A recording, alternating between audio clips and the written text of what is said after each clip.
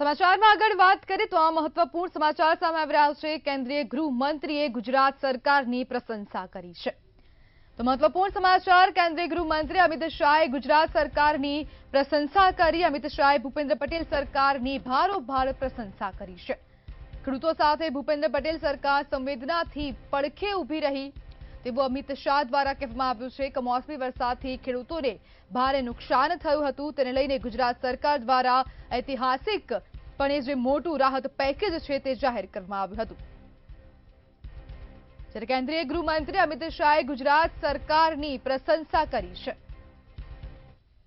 ખૂબ મોટું માવઠું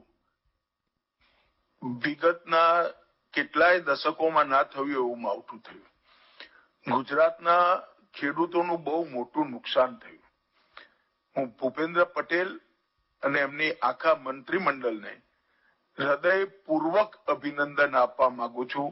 એમને જે પ્રકારનું ઉદાર પેકેજ ગુજરાતના ખેડૂતો માટે મૂક્યું છે એ પેકેજ અસંભવ હતું।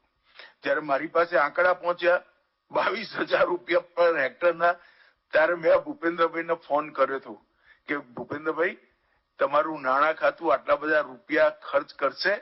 એને કહ્યું, સાહેબ જ્યાં કાપવું પડશે ત્યાં કાપીશું, પણ ખેડૂતો માટે ગુજરાત સરકાર પાછું વારી નહીં જોવે। ખેડૂતોના ભલા માટે મોટી રકમ અમે ગુજરાત સરકારને રજૂ કરીશું। હું હૃદયપૂર્વક ભૂપેન્દ્રભાઈને અભિનંદન આપવા માંગુ છું।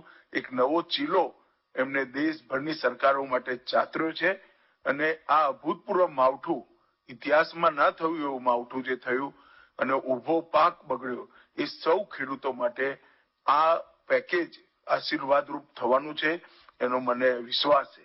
હમણાં